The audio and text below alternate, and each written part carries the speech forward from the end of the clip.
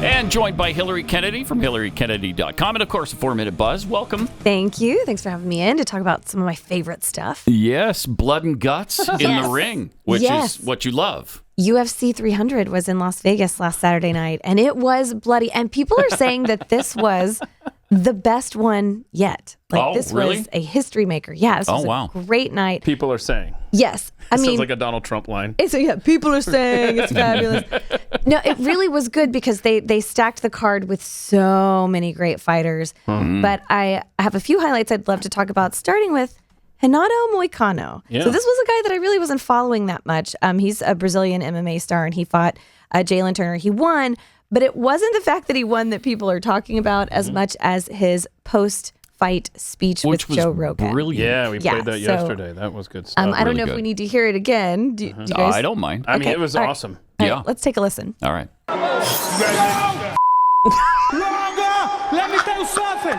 I am a huge advocate of the First Amendment. Okay. Man, let me tell you something. He loves the First Amendment. Today, I want the 300K bonus, but they're not gonna give me because somebody asked it. They say, "Hey, why can't he get the bonus?" Pause it for a sec. Do you know anything about this and their bonus situation? If they swear during the interview, can they not get the $100,000 or $300,000? I think sometimes because they get fined. Wow. Depending on where it's broadcast, things like that. So all right. I think that was the deal. So that's the deal. And all right. They're never not going to swear. How do I get a paycheck around here? All right, let's see the rest of this. I'm not gonna do my speech, but first of all, I love America.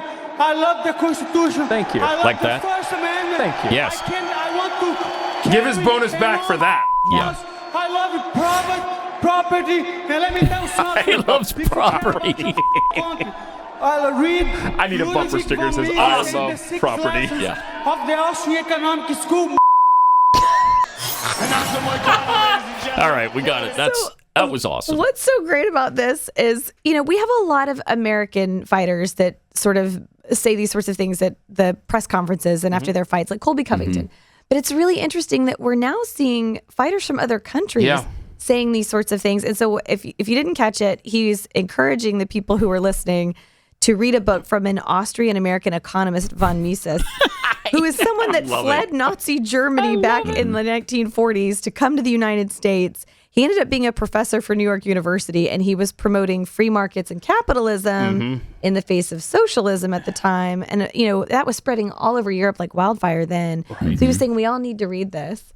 Thought that was really fascinating. Great. But I mean, how many UFC fighters talk about Ludwig von Mises after their fight? That's why that after guy. the serious beatdown they give a guy, and then they talk about von Mises. Could you do me a favor and let me know every time this guy fights? I know, because I want to root for him. But we saw it last week. Remember on Friday, I think it was, we had a clip of the Chinese immigrant confronting David Hogg. Oh yeah, saying, "Yeah, you're not taking my guns." Yep. And then we had another foreigner, I forgot what it was, praising America and the Constitution.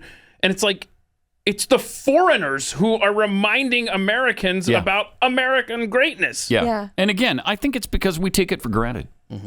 We've grown up in it. We don't understand what it's like when you don't have that freedom. Yes. And they do. They understand it. They've been there. And now they're in this. And even though we've lost a lot of what once made America great, it's still better than anywhere else on the planet. And they realize that, and they remind us from time to time. I love it. Yeah, we have a clip we don't have to play. I don't think we're going to have time, but Dave Rubin, who's been a friend to our network for a long time, even he saw that, and he commented, and he's like, this is the America I want. I want people who are going to stand up and say these kinds of things and fight for these principles. And I love that. Me too. Because people who aren't even into the UFC are really kind of backing these fighters, because the UFC is a place where you can pretty much say and do whatever you want because they don't care about being canceled. In any other sport, people are worried about being canceled, and so they will backtrack and apologize. In the UFC, these fighters will double down. Yeah. They do not care. Yeah. They aren't worried about being canceled, so I love that. Well, when you think about how Dana White wasn't even canceled after he slapped his wife. Right. Of course, she slapped him first, and then he slapped her back. Yeah. But now that would usually bring about a cancellation. Absolutely. He's fine. Oh, yeah. He's fine. Can we start a GoFundMe to raise whatever $300,000 bonus that he's missing out on because he's being himself? He was swearing. I'm really concerned about that for him. I know, poor guy. He didn't make enough the other night.